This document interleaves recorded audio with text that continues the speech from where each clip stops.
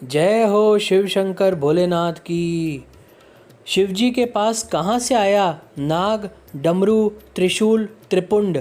भगवान शिव का ध्यान करने मात्र से मन में जो एक छवि उभरती है वो अलग ही आनंद का अनुभव होता है।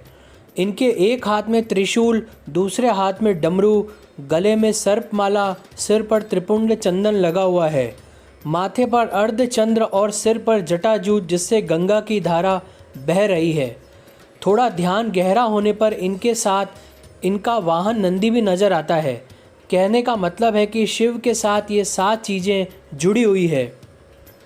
भगवान शिव सर्वश्रेष्ठ सभी प्रकार के अस्त्र शस्त्रों के ज्ञाता हैं, लेकिन पौराणिक कथाओं में इनके 2 प्रमुख अस्त्रों का जिक्र आता है, एक धनुष और दूसरा त्रिशूल।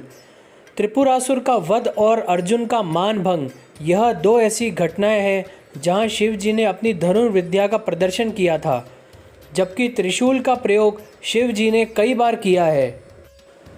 इस तरह आया शिव जी के हाथों में त्रिशूल।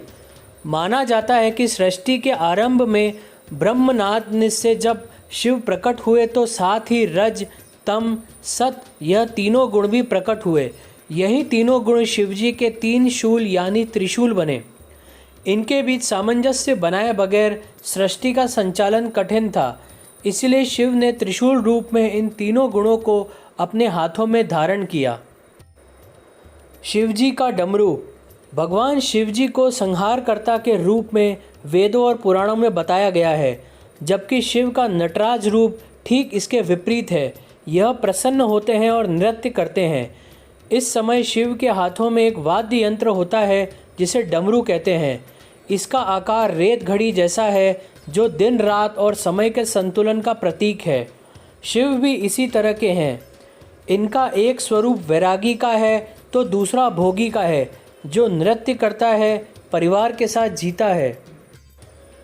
जाने कैसे आया शिव के हाथों में डमरू। भगवान शिव के हाथों में डमरू आने की कहानी बड़ी ही रोचक है। सृष्टि के आरंभ में जब देवी सरस्वती प्रकट हुई तब देवी ने अपनी वीणा के स्वर से सृष्टि में ध्वनि को जन्म दिया, लेकिन यह ध्वनि सुर और संगीत विहीन थी। उस समय भगवान शिव ने नृत्य करते हुए 14 बार डमरू बजाए और इस ध्वनि से व्याकरण और संगीत के धंध ताल का जन्म हुआ। कहते हैं डमरू ब्रह्मा का स्वरूप है जो दूर से विस्तृत नजर आता है, लेकिन जैसे जैसे ब्रह्मा के करीब पहुंचते हैं वह संकुचित हो दूसरे सिरे से मिल जाता है और फिर विशालता की ओर बढ़ता है। सृष्टि में संतुलन के लिए इसे भी भगवान शिव अपने साथ लेकर प्रकट हुए थे। शिव के गले में विषधर नाग कहाँ से आया। भगवान शिव के साथ हमेशा नाग होता है। इस नाग का नाम है वासुकी। सागर मंथन के समय इन्होंने रस्सी का काम किया था जिससे सागर को मथा गया था। कहते हैं कि वासुकी नाग शिव के परम भक्त थे। इनकी भक्ति से प्रसन्न होकर शिव जी ने इन्हें नागलोक का राजा बना दिया और साथ ही अपने गले में आभूषण की भांति लिपटे रहने का वरदान दिया था। शिव के सिर पर चंद्र कैसे पहुँचे। शिव पुराण के अनुसार चंद्रमा का विवाह दक्ष प्रजापति की 27 कन्याओं से हुआ था। यह कन्याएं 27 नक्षत्र हैं। इनमें चंद्रमा रोहिणी से विशेष स्नेह करते थे। इसकी शिकायत जब अन्य कन्याओं ने दक्ष से की तो दक्ष ने चंद्रमा को क्षय होने का शाप दे दिया। इस शाप बचने के लिए चंद्रमा ने भगवान शिव की तपस्या की। चंद्रमा की तपस्या से प्रसन्न होकर शिव जी ने चंद्रमा के प्राण बचाए और उन्हें अपने शीश पर स्थान दिया। जहाँ चंद्रमा ने तपस्या की थी वह स्थान सोमनाथ कहलाता है। मान्यता है कि दक्ष के शाप से ही चंद्रमा घटता बढ़ता रहता है। शिव के माथे पर त्रिपुंड इस तरह आया। भगवान शिव के माथे पर भभूत से बनी 3 रेखाएं हैं। माना जाता है कि यह तीनों लोकों का प्रतीक है। इसे रज, तम और सत गुणों का भी प्रतीक माना जाता है। इस तरह शिव की जटा में समाई गंगा। भगवान शिव के माथे पर गंगा के विराजमान होने की घटना का संबंध राजा भागीरथ से माना जाता है।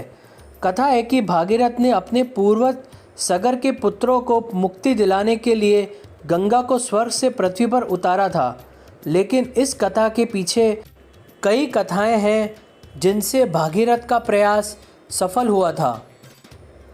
कथा है कि ब्रह्मा की पुत्री गंगा बड़ी मनमौजी थी। एक दिन दुर्वासा ऋषि जब नदी में स्नान करने आए तो हवा से उनका वस्त्र उड़ गया और तभी गंगा हंस पड़ी। क्रोधी दुर्वासा ने गंगा को शाप दे दिया कि तुम धरती पर जाओगी और पापी तुम में अपना पाप धोएंगे। इस घटना के बाद भागीरथ का तप शुरू हुआ और भगवान शिव ने भागीरथ को वरदान देते हुए गंगा को स्वर्ग से धरती पर आने के लिए कहा। लेकिन गंगा के वेग से पृथ्वी की रक्षा के लिए शिवजी ने उन्हें अपनी जटाओं में बांधना पड़ा। कथा यह भी है कि गंगा शिव के करीब रहना चाहती थी, इसीलिए धरती पर उतरने से पहले प्रचंड रूप धारण कर लिया। इस स्थिति को संभालने के लिए शिवजी ने गंगा को अपनी जटाओं में स्थान दिया था। जय हो प्रभु भोलेनाथ की।